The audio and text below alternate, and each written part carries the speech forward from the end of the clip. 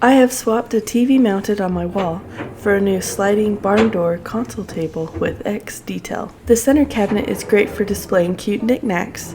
Slide the doors to reveal a deeper storage space. But it holds a secret. A quick click of the remote control, then up comes the hidden TV.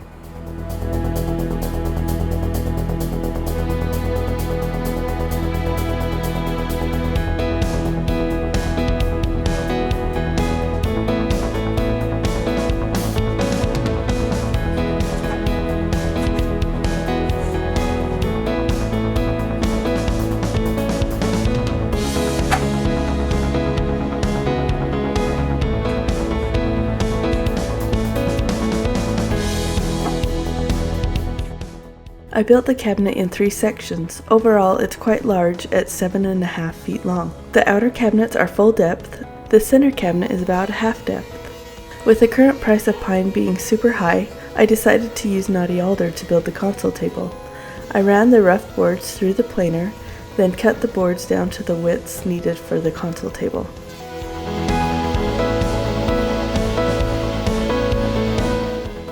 I used face frames as the backbone of these cabinets.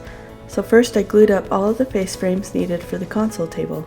The center cabinet has 1 face frame, but the end cabinet has the face frame on the front and then 2 side face frames. To reinforce the face frames, I used wood biscuits and a biscuit joiner to make the cuts. Dowels or pocket holes are alternate methods that work good.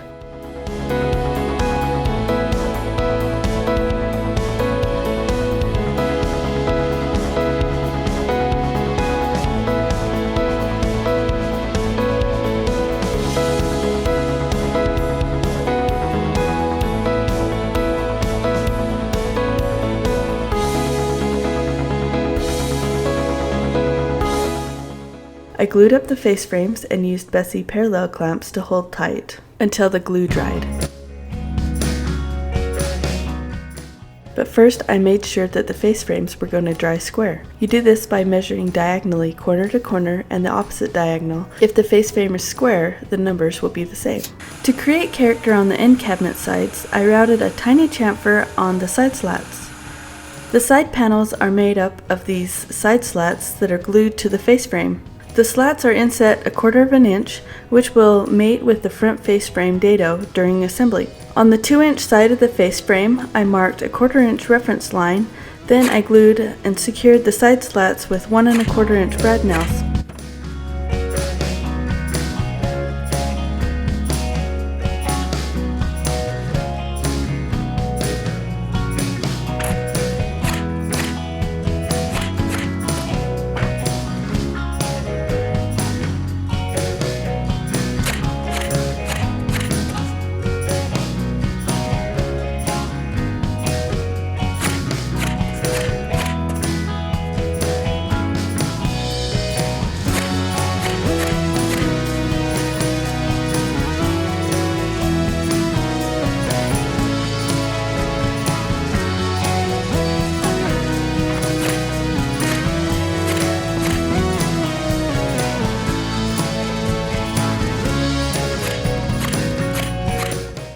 Now time to add the X detail. I should have used the face frame and marked the X pieces before gluing the side slats on. Oh well. I marked the center of the X pieces and lined that up with the side panel. Then use a square and line that up with the face frame boards to mark where to cut.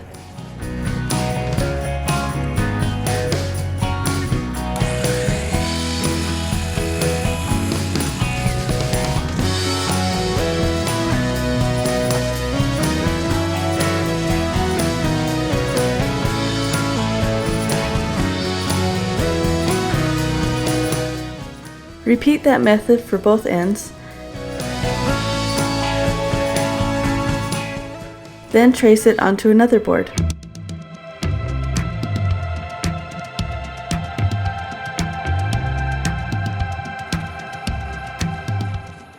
Cut out the center section of one of the boards to make the X.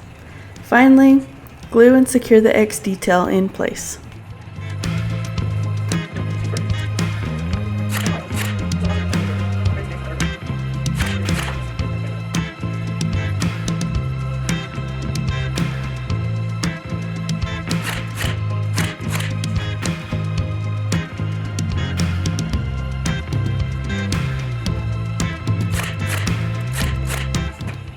I decided to assemble these cabinets with dados. Each face frame, side panel, and divider get a 3/4 inch dado about 4 inches up from the bottom.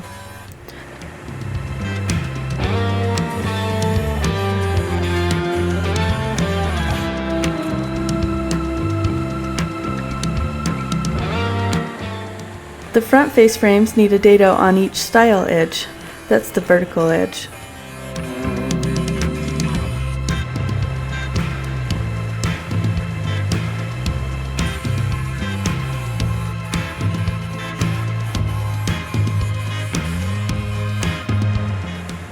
The side panels must be mirror image of each other. They need a dado for the divider panel about 8 3/4 of an inch from the front edge.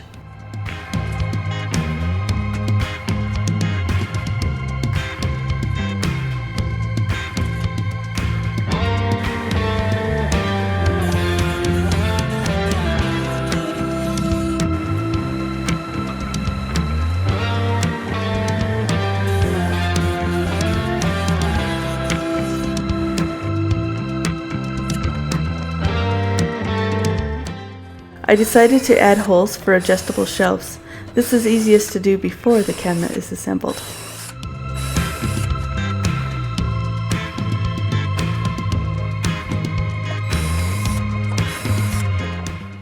Time to assemble the cabinet bodies. Dados can be super nice during assembly when everything fits together like a perfect puzzle. Clamps are needed to hold everything in place while the glue dries. This method makes a really nice, strong cabinet. It can also be frustrating if you messed something up, so a dry fit before glue is essential.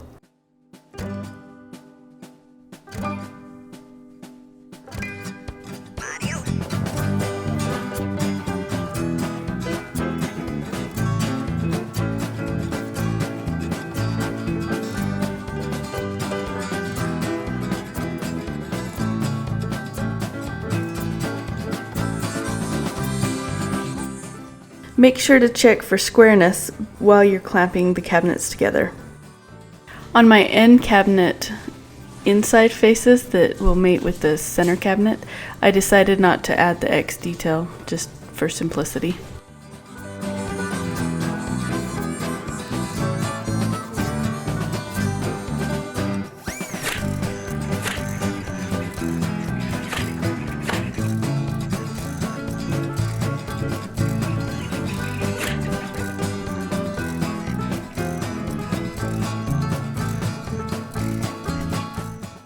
Next up is the center cabinet with the divider to make the hidden back compartment. I made a back support frame to mount the TVLiftCabinet mechanism.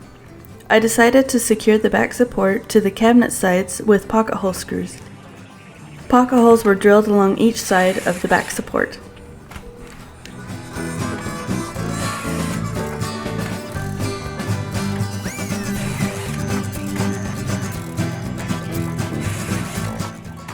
Center cabinet assembly starts with gluing the divider panel onto a side panel.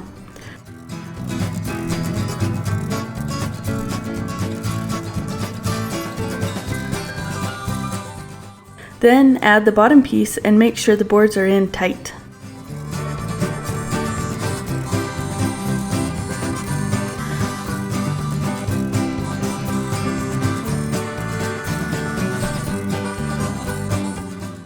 I secured the back support with pocket hole screws.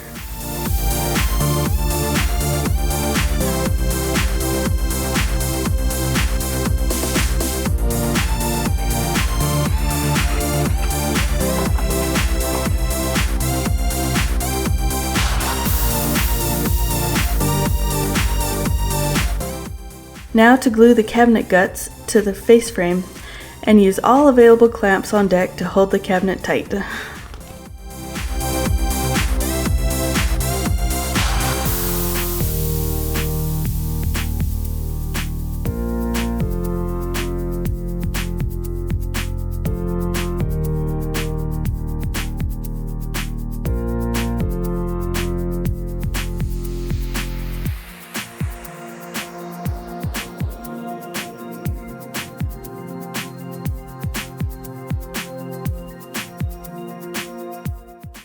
The barn doors are simply face frames with slats glued to the back and X details added in the center.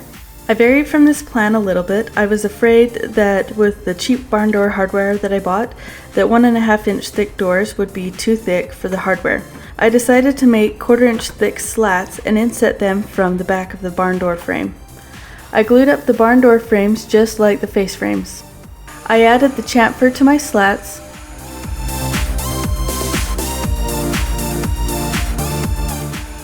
and set the router depth to the slat thickness. Then I routed a 1 inch or so slot around the back side of the frames.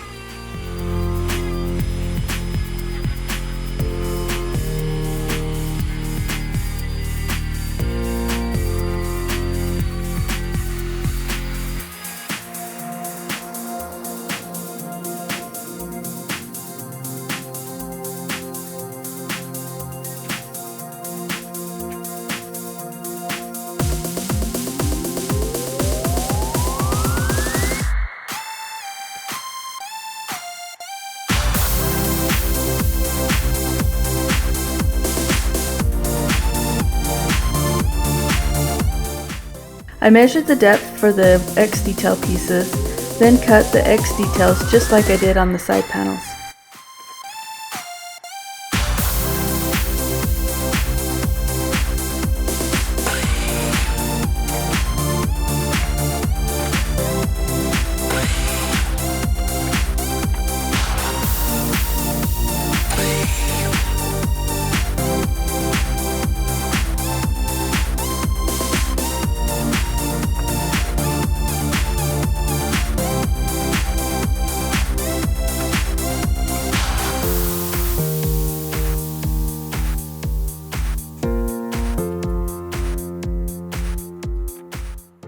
Now that the doors are hung, this was a bit of an overkill. 1.25 inch thick doors would have been perfect for the barn door hardware I bought. So maybe use 3/4 inch thick frame pieces and glue 1/2 inch slats to the back. I sanded all the cabinet pieces smooth, then used briar smoke to stain everything.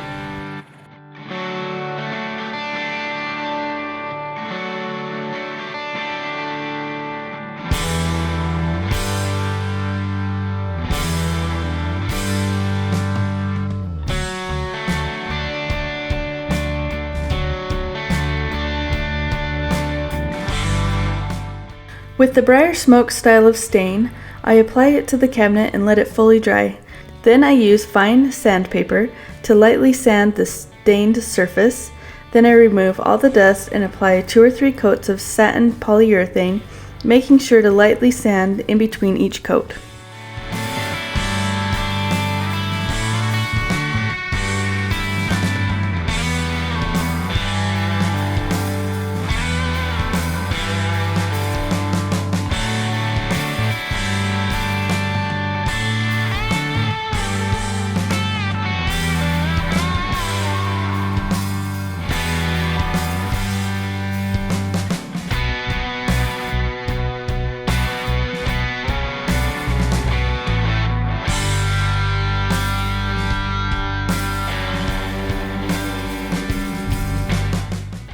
The cabinet tops can be attached with top brackets, Z-clips, or pocket holes. I use the pocket hole jig to add pocket holes to the back side of the face frames.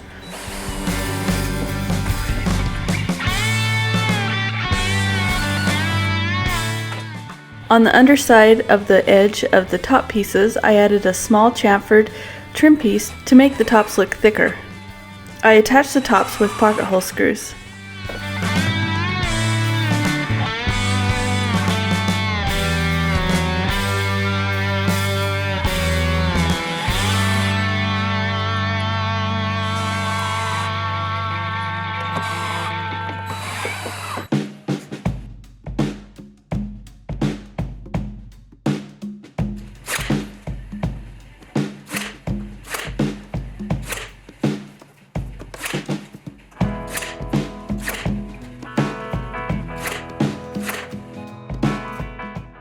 Now it's time for the moment of truth, adding the TV lift cabinet mechanism. Installing the TV lift cabinet mechanism was really pretty easy and straightforward. The TV lift cabinet mechanism is installed in the center of the back support, about 1/8 of an inch from the top. I use the provided hardware to secure it to the back support frame.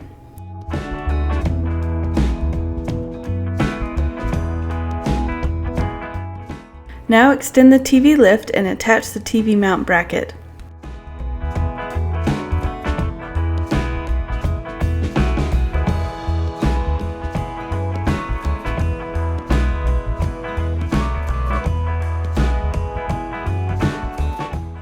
For the lid, I debated between Euro hinges and a piano hinge.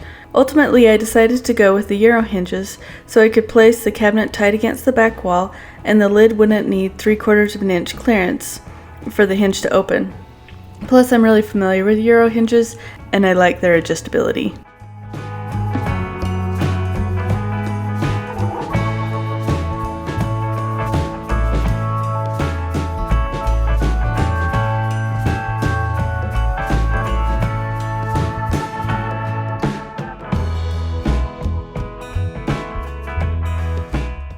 These Euro hinges are full overlay frameless hinges.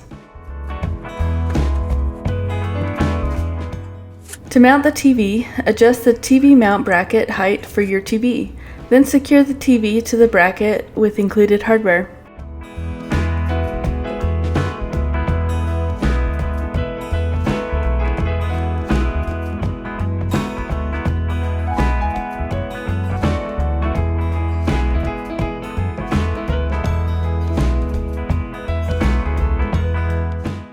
Since my console table is on carpet, I decided to secure the cabinets together with screws.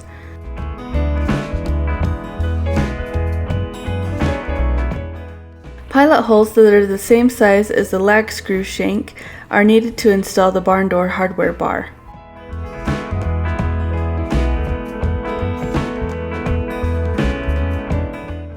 I temporarily installed the bar and marked the locations of all the lag screws.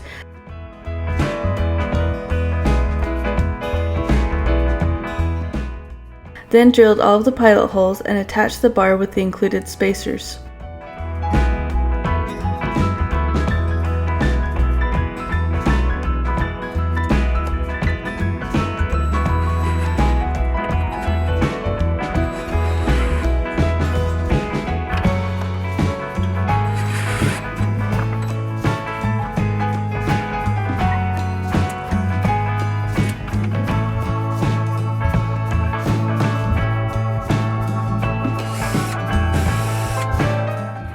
Then I attached the roller hardware onto the barn doors. I'm thrilled at how this console table turned out. I love all the slats and the X detail, and the barn door hardware rolls really nice, and I love the hidden TV. I think it is so fun.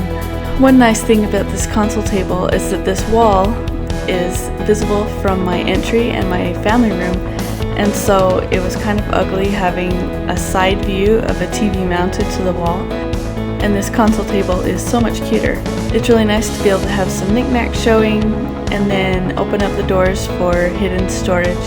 And then of course the TV lift is amazing. It's really cool.